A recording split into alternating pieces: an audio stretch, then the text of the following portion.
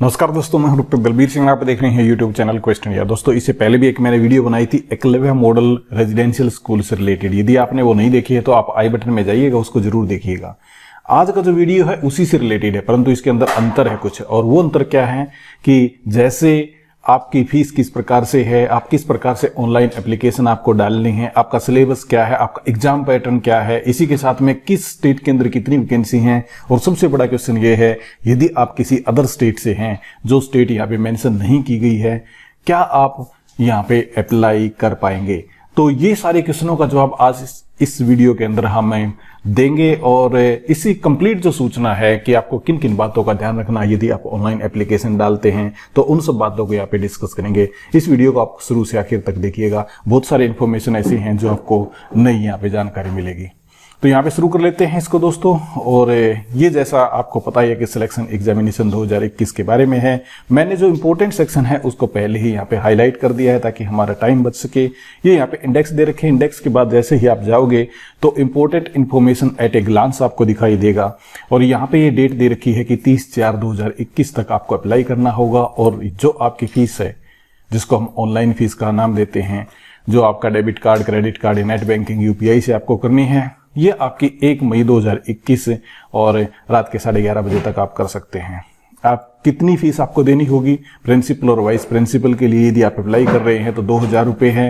यदि TGT PGT के लिए आप अप्लाई कर रहे हैं तो 1500 रुपये फीस है। और करेक्शन पर्टिकुलर जो एप्लीकेशन आप भरेंगे उसमें कुछ करेक्शन यदि आपको करनी है तो वो आप कर सकते हैं मई के महीने में 4 से 6 तारीख तक। 3 दिन आपको मिलेंगे, यानी कि 4 मई को कर सकते हैं, 5 मई को कर सकते हैं और 6 मई को आप यहाँ पे कर सकते हैं। उसके बाद में है डेट ऑफ एग्जामिनेशन, जो लास्ट वीक मई 2021 है या फिर जून के फर्स्ट वीक 2021 में है। यहाँ पे दोस्तों जिस प्रकार से कोविड-19 या कोरोना का प्रकोप बढ़ता जा रहा है डे बाई डे, हो सकता है ये एग्जाम आपके आगे पीछे हो जाए, यानी कि आगे तो होने की संभावना नहीं है, पीछे ही हो सकते हैं। ड्यूरेशन है जो एग्जाम का वो 3 घंटे का है।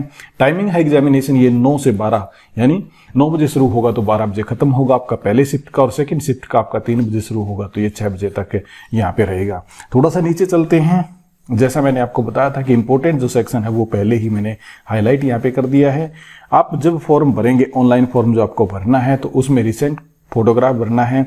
उसके अंदर इसका साइज मेंशन कर रखा है, ये आपको ध्यान रखना होगा। 10 KB से लेके 200 KB तक का आपको साइज यहाँ पे होना चाहिए आपके फोटोग्राफ का। इसी के साथ में आपका फोटोग्राफ जो है वो कलर ब्लैक या वाइट, इसमें 80% फेस आपका विदाउट मास्क दिखाई देना चाहिए। और फोटो आपका जो कलर है या ब्लैक एंड व्हाइट है, फेस के बारे में इंपॉर्टेंस है, कलर से यहाँ पे लेना देना नहीं है। कैंडिडेट के सिग्नेचर की बात है 4 KB से 30 KB, और जेपीजी फॉर्मेट के अंदर होना चाहिए। डोमिसाइल सर्टिफिकेट 50 से 300 KB, कैटेगरी सर्टिफिकेट आपका 50 से 300 KB, पीडब्ल्यूडी सर्टिफिकेट आपका 50 से 300 KB, यानी कि 50 से 300 KB के बीच में सारे के सारे जितने भी फॉर्मेट ये यहाँ पे दे रखे हैं सर्टिफिकेट से रिलेटेड, इनका साइज 50 से 300 KB यहाँ पे दे रखा है। उसके बाद में दोस्तों यहाँ पे आपकी फीस के बारे में मेंशन कर रखा है कि किस किस बैंक के थ्रू आप फीस जमा करवा सकते हैं। फिर उसके बाद बता रखा है कि आप जब अपना फॉर्म अप्लाई कर दें तो उसको डाउनलोड कर लें, सेव या प्रिंट कॉपी कर सकते हैं कंफर्मेशन पेज के बाद में। नीचे चलते हैं कि जो आपका पेपर होगा, एग्जाम होगा, ये किसके थ्रू होगा, NTA, जिसको हम नेशनल टेस्टिंग एजेंसी बोलते हैं, उसके थ्रू होगा। और NTA आपकी इन्फॉर्मेशन मॉडिफाई वगैरह एल्टर के बारे में नहीं करता, तो आपको जो इन्फॉर्मेशन वो करेक्ट भरनी होगी, यहाँ पे मेंशन कर रखा है। परंतु जैसा ऊपर वहाँ पे टाइम भी दे रखा था कि आप 4 से 6 तक यहाँ पे मॉडिफाई कर सकते हैं अपनी एप्लीकेशन को, और यहाँ पे मना कर रखा है। तो मैं आपको यही सलाह दूंगा कि जब आप ऑनलाइन एप्लीकेशन भरें तो उसके अंदर आप करेक्शन की गुंजाइश ना करें, आप कन्फर्म करके भर लें, यानी कि साफ सुथरा ही आप भरें। फिर नीचे चलते हैं, और यहाँ पे नीचे चलने के बाद ये मैंने स्किप कर रखा है बहुत सारा सेक्शन, ताकि वीडियो हमारा बहुत लंबा यहाँ पे ना हो जाए। यहाँ पे आप देखिए कि एक बात इंपॉर्टेंट है, ये उन लोगों के लिए जवाब है जो पूछना चाहते हैं कि क्या हम अदर स्टेट से बिलोंग करते हैं तो क्या होगा हमारा, क्या हम अप्लाई कर सकते हैं। यहाँ पे लिखा हुआ है the recruitment of teaching staff, इसके अंदर प्रिंसिपल, वाइस प्रिंसिपल, पीजीटी और टीजीटी फॉर EMRS जो रेजिडेंशियल स्कूल है उसके बारे में है। As per state where the school are located shall be state specific, और in accordance with the recruitment rule notified by NESTS and मोटा only eligible candidate having domicile certificate of state can apply. अब यहां पे ना एक बात समझ में आती है कि only eligible candidates having domicile certificate of the state can apply, और ये स्टेट स्पेसिफिक है, यानी कि उस स्टेट का कैंडिडेट ही यहाँ पे अप्लाई कर सकता है जिस स्टेट के अंदर ये वैकेंसी निकली है और वहां का उसके पास डोमिसाइल है। परंतु मैं आपको एक बात और बताना चाहता हूं कि जब मैं ऑनलाइन एप्लीकेशन अप्लाई करके देख रहा था तो उसके अंदर चाहे किसी भी स्टेट का कैंडिडेट हो वो वहां पे अप्लाई कर सकता है, पर गड़बड़ यहाँ पे ये है कि जब आपका इंटरव्यू वगैरह होगा तो क्या उस टाइम पे आप एलिजिबल माने जाएंगे क्योंकि आप अदर स्टेट से यदि हैं तो इसके बारे में थोड़ी सी और हमें कोशिश करनी है और इसका पता करना है। और जहां तक मुझे पता चला है कि अभी तक आप यदि स्टेट के अंदर कैंडिडेट हैं तो ही आप अप्लाई कर सकते हैं। फिर भी इसके बारे में कोई इन्फॉर्मेशन होगी तो मैं तुरंत ही आपको इसके बारे में अपडेट यहाँ पे कर दूंगा। थोड़ा सा नीचे चलते हैं और नीचे चलने के बाद यहाँ पे बता रखा है कि पोस्ट की डिटेल के बारे में, और ये दे रखा है आपका पे मैट्रिक्स यानी कि सैलरी के बारे में। तो लेवल 12 के अनुसार प्रिंसिपल को, वाइस प्रिंसिपल को 10 के अनुसार, पीजीटी को 8 के अनुसार और टीजीटी को 7 के अनुसार यहाँ पे सैलरी मिलती है। उसके बाद में स्कीम ऑफ एग्जामिनेशन, ये यहाँ पे नीचे बता रखा है। स्कीम ऑफ एग्जामिनेशन आपका CBT यानी कि कंप्यूटर बेस्ड टेस्ट होगा। चॉइस आपकी इंग्लिश और हिंदी मीडियम, आप दोनों में से किसी एक को चूज कर सकते हैं। एग्जाम पैटर्न आपका किस प्रकार होगा, यदि आप प्रिंसिपल के लिए अप्लाई करते हैं तो ऑब्जेक्टिव टाइप आपके 160 नंबर का होगा, पर्सनैलिटी टेस्ट और इंटरव्यू आपका 40 नंबर का होगा, और ड्यूरेशन ऑफ एग्जाम 3 घंटे का यानी कि 180 मिनट का यहाँ पे होगा। ये इस प्रकार से आपका सिलेबस जनरल इंग्लिश और हिंदी 10-10 नंबर की है।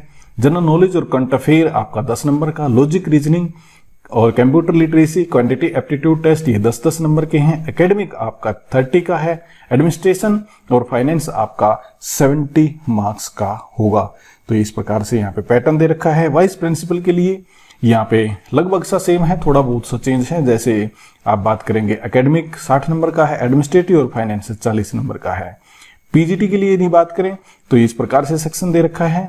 यहाँ पे थोड़ा सा बदल जाता है, सब्जेक्ट नॉलेज आपका 80 मार्क्स का जाता है, बाकी कंप्यूटर लिटरेसी सिर्फ 5 नंबर का है। ये थोड़ा सा बदलाव यहाँ पे दे रखा है। और पीजीटी के अंदर भी 160 नंबर का, पर्सनैलिटी टेस्ट और इंटरव्यू आपका 40 नंबर का है।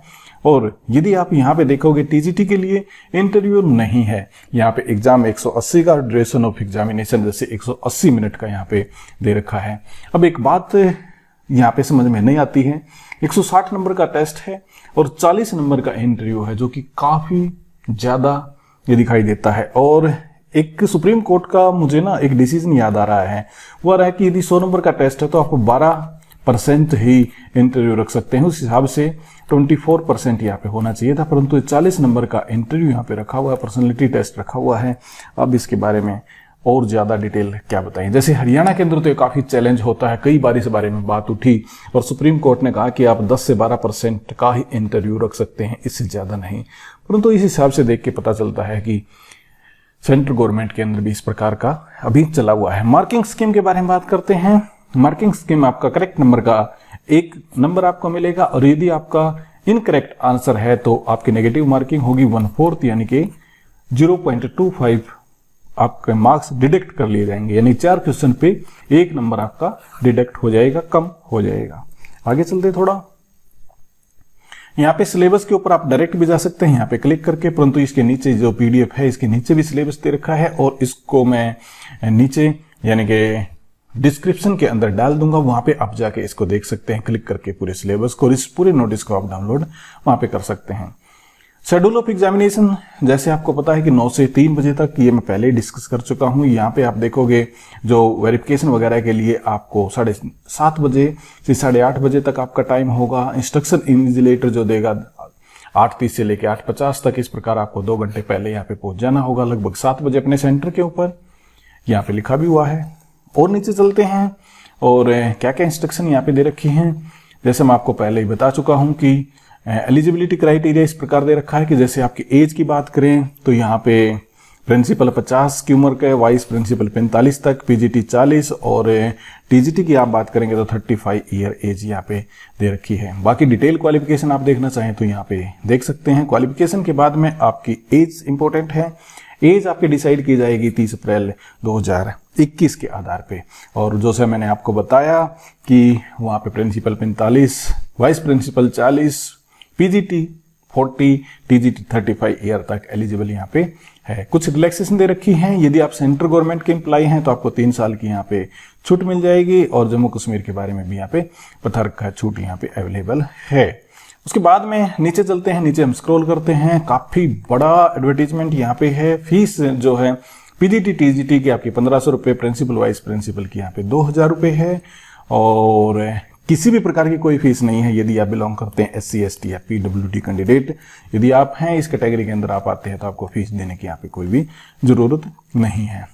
ये काफी, जैसे मैं बता रहा था कि काफी बड़ा एडवर्टीजमेंट है, इसको जल्दी से मैं स्क्रॉल कर रहा हूँ। इसके अंदर बहुत सारे इन्फॉर्मेशन छिपी हुई हैं, और यहाँ पे मैंने इंपॉर्टेंट सेक्शन को ही हाईलाइट किया है, ज्यादातर को मैंने यहाँ पे हाईलाइट नहीं किया है।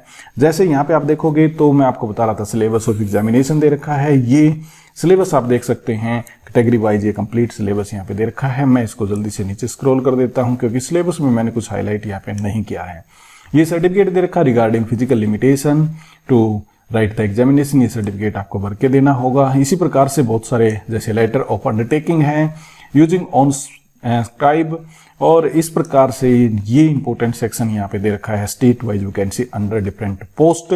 यदि आप ये देखना चाहते हैं तो आराम से आप देखिएगा, अलग अलग स्टेट के अंदर अलग अलग वैकेंसी का बाइफिकेशन दे रखा है, और अलग अलग स्टेट्स का ये अवेलेबल है। तो ये बहुत बड़ा एडवर्टीजमेंट यहाँ पे आ जाएगा, इसको मैं डिटेल से यहाँ पे नहीं बताऊंगा।